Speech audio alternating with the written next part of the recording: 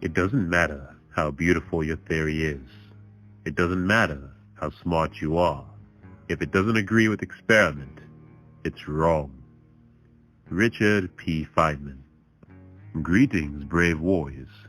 It is I, Red Hair Ragnar, One Piece theorist and savage, bringer of other unforetold lore, a friend of the one and only Joy Boy. I am grateful for this opportunity to introduce myself to you all, and alas, leave you with this. Lenin, the greatest theorist of them all, did not know what he was going to do after he had got the power. Garrett Garrett. Joy Boy, may you forever question, may you forever answer, for the truth dreams in the grass before you. Behold the greatness who is called Red Hair Ragnar. There are certain One Piece channels that just stick out because they do something that nobody else does, and Red Hair is one of those people, and he gets far less attention for what he deserves. Check his channel out, it's in the description, and I suggest you watch his latest video. But anyway guys, wanted Red Hair to do my intro for this particular video because I think it relates to his area of expertise, which is Norse mythology. And specifically, I want to talk about the world tree Yggdrasil and Elbaf. But more specifically, I want to talk about this thing, which I don't really know how to describe with words, so we're just going to call it the Great Shadow. And I want to discuss the Great Shadow and all the possibilities its existence allows for. Or perhaps not all the possibilities, but the possibilities that I find likely and or interesting.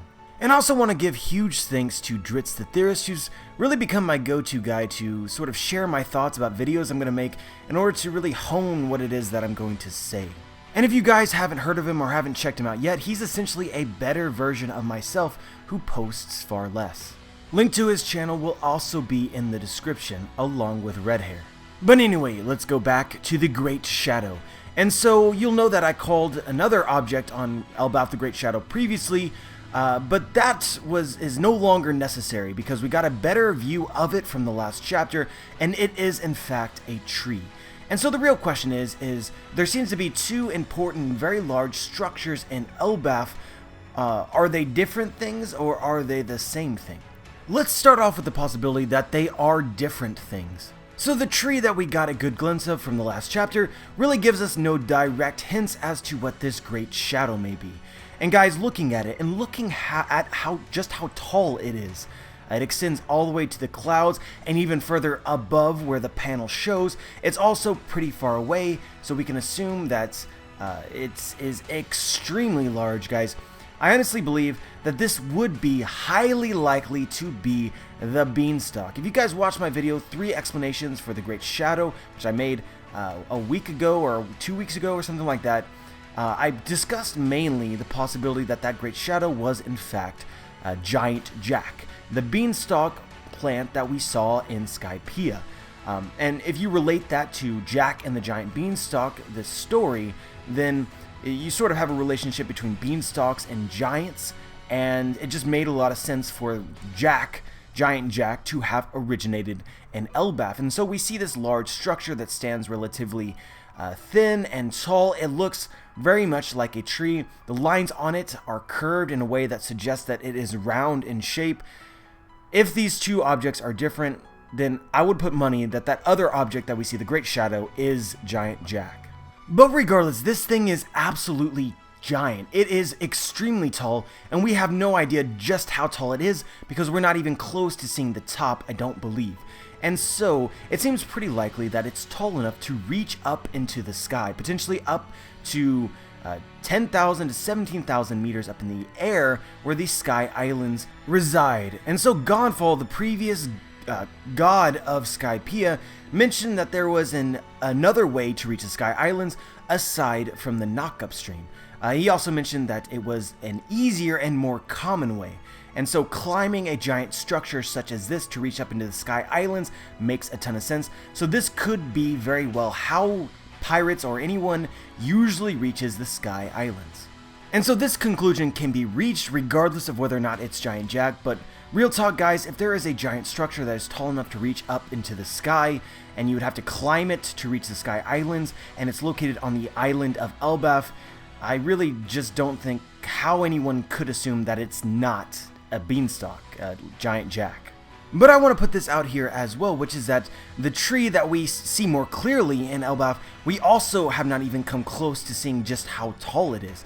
So then there would really be two structures which are both incredibly tall, and I find it hard to believe that they aren't related, especially if they are both giant trees. Like, I feel like it's redundant if Oda places two giant trees in Elbaf, one of which is a normal looking tree and the other of which is a beanstalk.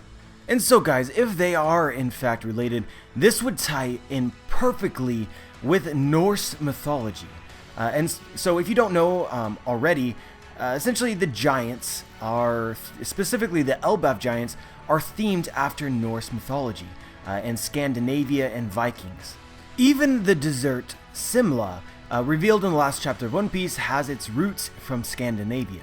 And so guys, I also talked about this in my video, 3 explanations for the Great Shadow, but in Norse mythology there is a very famous tree called Yggdrasil, or the Whirled Tree.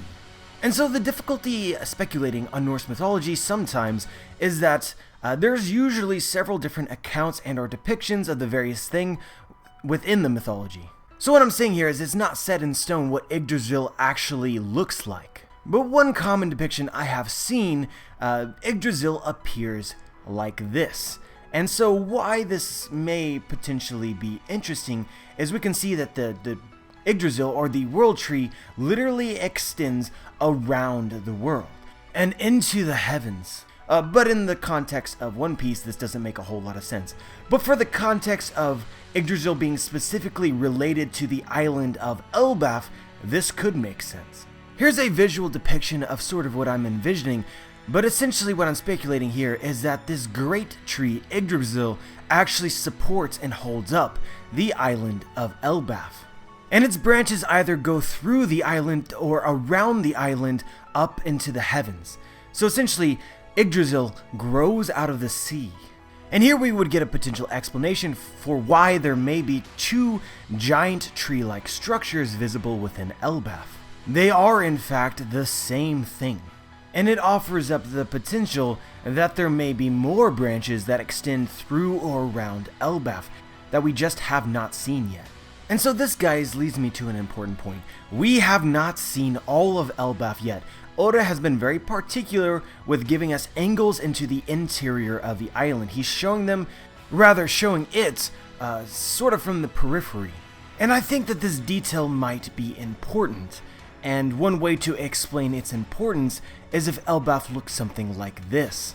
But this is of course just one idea for how the Great Shadow could be explained. But I want to talk about another idea, which is that in Norse mythology, Yggdrasil, has 3 roots. And these 3 roots support the Great Tree. And it's at this time that I want to mention the 9 realms of Norse mythology. The 9 realms are connected by the World Tree Yggdrasil. This is best explained with a picture. And so if the tree in Elbaf is in fact Yggdrasil, then it would kind of suggest that there are 9 different villages or races or whatever that are connected and live somewhere near the Great Tree. And I think that this makes a ton of sense, but the problem is that the roots would, if they extend underneath the island, there would have to be seafaring creatures that live there. And we are not led to believe that mermen and fishmen live anywhere else other than Ryugu Kingdom or Fishman Island. And so based on this, I wonder if the roots of Yggdrasil, if this is in fact Yggdrasil, actually extend in Elbaf, so that the Great Tree in respect to Elbaf would look something like this. And sorry for my shitty editing skills. So under these circumstances, the reason that we have not seen into the interior of Elbaf yet is because the great structures we see, the shadow and the giant tree, pale in comparison to the humongous tree in the very center of Elbaf. The true World Tree in all of its glory. And so to end off this video, I wanted to make a discussion about the 9 realms in Norse mythology. It's stated that there are 9 realms that are all connected via the world tree. Again, if this is in fact the world tree, then perhaps there are 9 realms within, the world of One Piece that are connected to this tree. And so I think the more persuasive way to approach this is that what we have seen in Elbaf so far, Big Mom's flashback, this is in fact one of the realms. The realms each represent 9 cities or villages. And so if this tree does in fact have 3 roots, which would be consistent with Norse mythology, then you would have 1 village placed at each of the roots. You could then have a village placed at the base of the tree. You could have a village placed within the tree and at varying heights within the tree. You could have villages within the branches of the tree, which could be in Sky Islands. And finally, near the top of the tree, you would have Asgard, the home of the gods, which, if it's in relation to giants, could be the home of the kings of Elbaf. As a side note here, I was talking to Beck, or Random Boredom Productions, on Twitter, and he also had the same idea, and gives me a good opportunity to shout him out as being pretty much the most OG theorist in the community, whose theories you have definitely heard but you may not associate with him. But I also toyed with the possibility of theorizing that this world tree is in fact so large that it extends to other islands, potentially actually connecting 9 races within the One Piece world and the islands that they come from. It's interesting that there are in fact 9 major races revealed in the world of One Piece, excluding the quote-unquote rarer races. Humans, dwarves, minks, long hands, long legs, snake necks, fishmen, giants, and the winged people of Sky Islands. I think it's curious to say the least, but to suggest this tree is that large that it can actually extend all the way to Fishman Island seems absolutely absurd, but I thought I'd throw it out there to contemplate.